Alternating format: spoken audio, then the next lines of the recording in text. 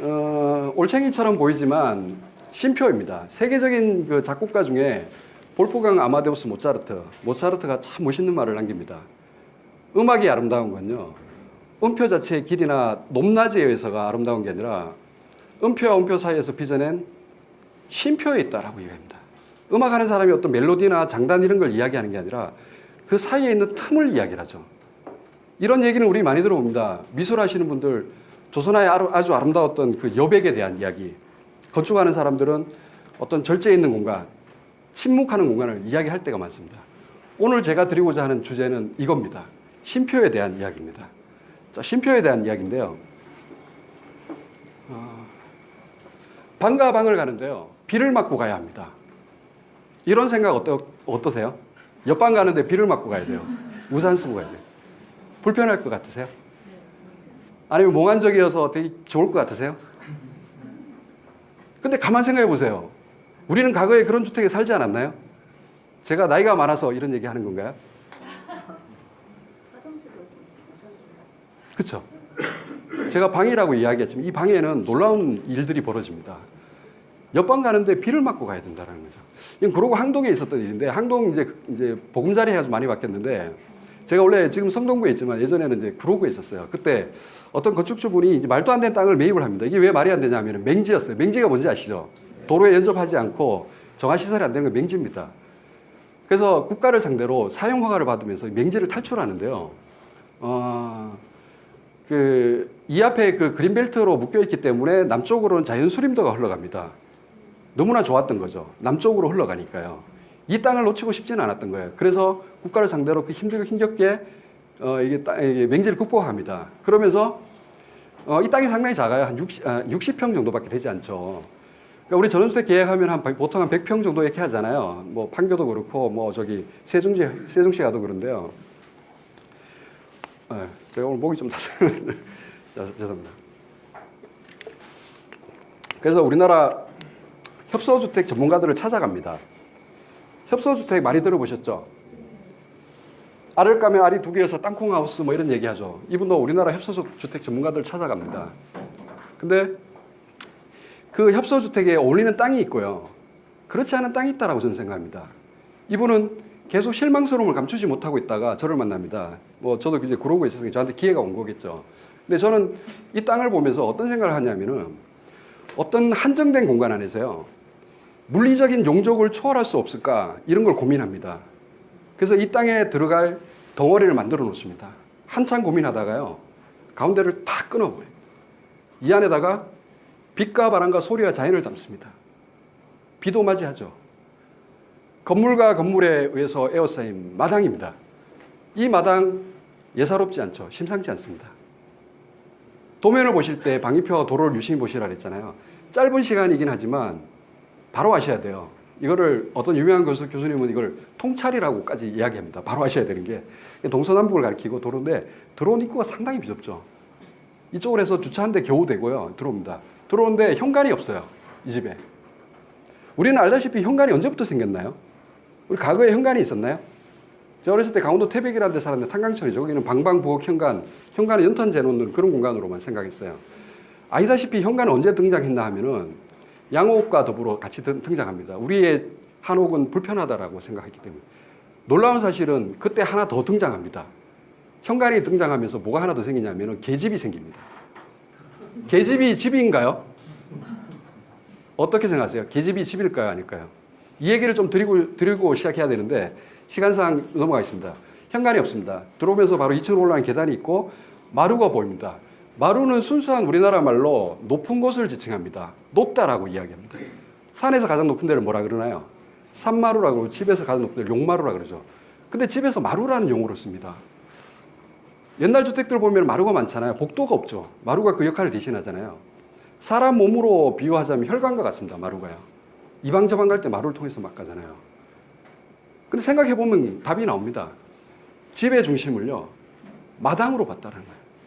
집의 중심이 마당보다 높은 데 있다 해가지고 마루라는 용어를 씁니다. 마루를 통해서 들어오죠. 이 집은 또 놀랍게도 거실이란 게 없습니다. 안방이 있죠, 안방. 그렇죠? 이 안방은 도대체 뭘까요? 우리는 방이란 용어를 쓰잖아요. 방을 영어로 해석하면 뭐가 되나요? 영어로 해석하면. 방은 영어로 하면 뭐가 될까요? 룸 100% 자신하시죠? 룸이라고 하잖아요. 그렇죠? 룸 보세요. 룸은 어떤 게 있냐면은 리빙룸, 베드룸, 마스터룸, 뭐 다이닝룸, 바스룸 뭐 이런 룸을 쓰잖아요. 해석해 보세요. 방으로 해석이 되는지. 침실, 식당, 거실, 욕실 막 이렇잖아요. 왜 방으로 해석이 안 될까요? 우리의 방은 어떤 거냐 하면은 안방이 있잖아요. 안방이 무슨 뜻인지 아세요? 예? 이 안이 무슨 뜻일까요? 쉽습니다. 안쪽에 있다 해서 안방입니다.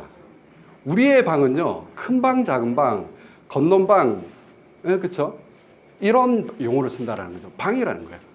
안방 한번 자세히 생각해 보세요. 지금의 안방이 아닙니다. 안방에는 다기능을 했어요. 다용도가 아니라 다목적입니다. 안방에는 어떤 기능인지 제가 한번 세워볼게요. 자, 가족들이 무슨 거실이 됐죠, 안방에서. 밥을 먹으면 식당이 됐죠. 잠을 자면 침실이 됐죠. 거기에 또 뭐 있나요? 공부하면 서재도 됐고, 손님 맞으면 응접실이 됐고, 거기서 놀 수 있으면 오락실이 됐고, 또 뭐 있죠? 이렇게 매주 걸어놓으면은 창고도 됐다가 옛날에 겨울에는 막 작업도 했잖아요. 새끼줄 깎고. 작업실도 됐죠. 무수히 많은 기능들이 안방을 담고 있습니다. 화장실 기능도 있습니다, 안방에. 그렇습니다. 요강 같은 건 화장실 있죠. 중요한 건 쓰고는 비워둔다라는 거예요. 우리는 공간을 그렇게 봤다라는 거예요. 이 집은 작다고라고 아까 말씀드렸잖아요. 안방으로서 그 기능을 소화해 보고자 그런 생각을 하게 됩니다. 제가 여기에 구로구 항동을 상당히 좋아했었어요, 한때는요. 그래가지고 이쪽으로 이사갈까지도 생각하면서 밤에 여기 많이 찾아갔어요. 이 땅도 많이 보고 이랬었는데 한 번은 이제 보름 정도 됐어요. 하늘에 이제 보름달이 막 떠올라요. 여기 앉아가지고 안방에 그 위치에 제가 서 있습니다. 설계하는 사람은 그런 거 잘하거든요. 딱 앉아가지고 저 앞에 보름달이 너무 예쁜 거예요. 그래가지고 나도 모르게 뛰쳐나가고 싶은 거예요.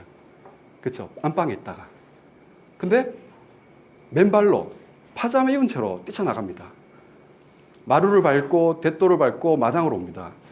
이 마루는 어떤 마루를 까냐 하면은 철도 침묵 같은 거 있잖아요. 아주 거칠고 투박한 나무 있잖아요. 개인적으로는 몰바우나 방킬라이 같은 이런 남양목을 좋아하는데 육질이 되게 단단하거든요. 그런 나무가요. 그러니까 몰바우 같은 경우에는 빗물이 이렇게 들어오잖아요. 나중에 이렇게 마루 까실 때 아마 그렇게 생각하시면 되는데, 왜냐하면 이렇게 오일스테인 바르면 안 좋잖아요. 약간 그런 나무를 깔아놓습니다. 비가 오면요, 핏물이 막 툭툭툭 막 떨어집니다. 대돌, 제주도 가면 많죠. 거무틱틱한 거 있잖아요. 큼지막한 대돌을 받습니다. 마당으로 내려오죠. 마당에는 정원사가 있는 게 아니죠. 마당에는 누가 있나요? 마당에는 마당새가 있잖아요. 저 옆에 굵은 대빗자를 딱 이렇게 대빗자로 딱 걸어놓고요. 아주 굵은 왕마사 같은 걸 쫙 깔아놓습니다. 앞에는 자작자작 소리가 난다 해가지고 하얀 백자작을 두고요. 큐블럭이나 뭐 이런 개병 같은 거 있죠. 이런 거 담벼락 같은 걸 딱 만들어 놓습니다. 닫아버립니다, 주변에. 달이 떠올랐다 그랬잖아요. 안방에서 뛰쳐나갑니다. 마루를 밟고 대도를 밟고 마당으로 옵니다. 밟으니까요, 사각 소리가 납니다. 어떠세요? 몽환적이지 않나요? 별로 재미없어 하시는 것 같은데요. 우리는 이런 집에 살았다라는 거예요. 그렇죠? 요즘 집에 마당이 있냐 이거죠. 집을 짓고 난 짜투리로서의 마당이 아니라 메인으로 가져가는 마당이 있냐라는 거죠. 참고로 제가 난이나 간음죽 같은 이런 간엽식물들을 상당히 좋아하거든요. 그 중에 서안금으로 대표되는 명품 간음죽 중에 남상금이라고 있습니다. 하나의 잎에요, 진녹과 극항에 아주 대비되는 그 세계 대비를 갖고 있는 그런 명품 간음죽을 키우고 있는데 아주 놀랍습니다. 그거 보고 있으면 기분도 참 묘하고요. 빛을 많이 발하잖아요. 그러면 누렇게 타버립니다. 바로 가위를 끊어버리죠. 그런 대비를 노리기 위해서 그런 명품 간음식도 키우고 가는데 우리의 집은 그렇다라고 생각이 들어요. 전부 다 항으로 물들고 극항으로 치닫고 있는 거 아닌가, 그런 생각을 계속 해보게 됩니다. 이 마당에 대한 관점을 우리는 한번 생각해 봐야 되지 않을까 싶어요.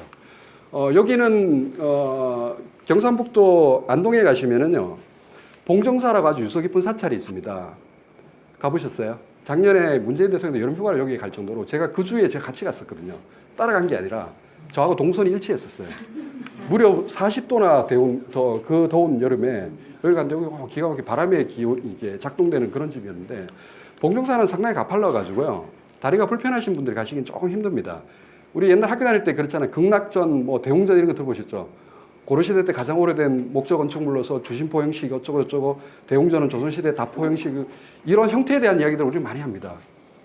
그렇죠? 우리의 건축은 형태가 아닙니다. 나중에 말씀드리겠지만 그 묘한 그런 거인데 그거를 이제 다 놓치시고 이렇게 가고 계시는데, 그거 딱 올라가면 또 복원하시면 한 1.5개층 정도 돼요. 상당히 높은 가파른 계단이 딱 보입니다. 딱 올라가잖아요. 그럼 이 건물을 바깥에서 보게 되는데 아주 볼품없고 초라해 보입니다.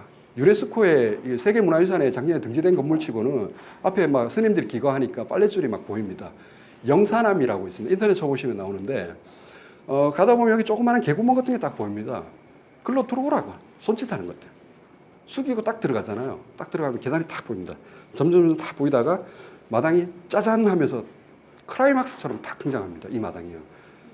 한번 집을 지으시려고 하시는 분이라든가 건축을 하시는 분한테 꼭 한번 가보시라고 이야기하는 공간이 이 공간입니다.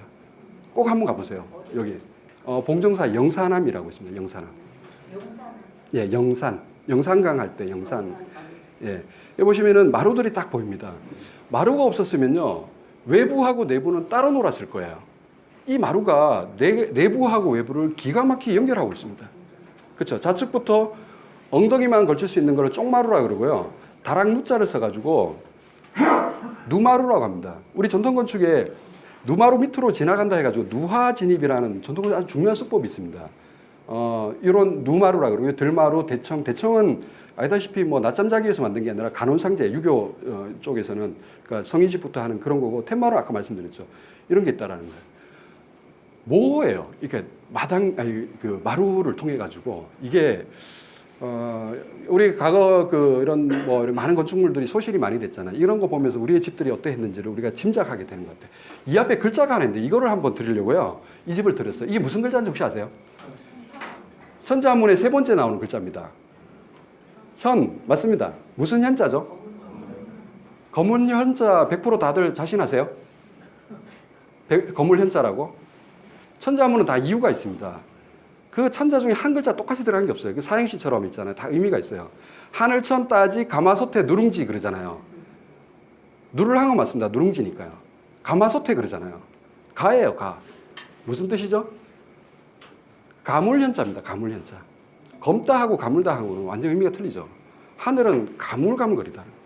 모호하다라는 거예요. 땅은 드러난다라는 뜻입니다. 아주 무서운 글자입니다. 현모라. 우리의 건축이 이랬다라는 거예요. 우리의 건축은 현묘하다라는 거예요. 우리 과거의 목수가 똑같아가지고 한 사람이 이래서 똑같은 건축물을 만들었을까요? 우리의 건축은요, 바깥에서 보기 위한 건축이 아닙니다. 들어가서 보는 건축입니다.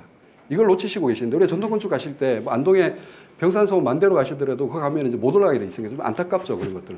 가서 직접 보셔야 됩니다. 왜 마루 같은 것도 보면 그렇잖아요. 대청 마루가 내부인가요? 외부인가요? 어떻게 생각하세요? 안방에서 보면 외부가 되고 마당에서 보면 내부가 되잖아요. 개와 늑대의 공간이죠. 들어보셨나요? 개와 늑대의 시간이라고. 어둑어둑해질 때 저 멀리 다가오는 큰 동물이 나를 해치러 오는 늑대인지 내가 반기는 개인지 모르는 그런 모호한 시간을 우리는 정말 즐겼어요. 그래서 만대루라는 것도 우리 건축가들이 가장 좋아하는 만대루도 이름이 그 두보엣이 만대루 따온 글자를 탁 붙여놨는데요. 이게 늦을 만자죠. 어둑어둑해질 때 참으로 대할 만하다 해서 그 글자를 탁 붙여놓은 거거든요. 우리는 이런 건축을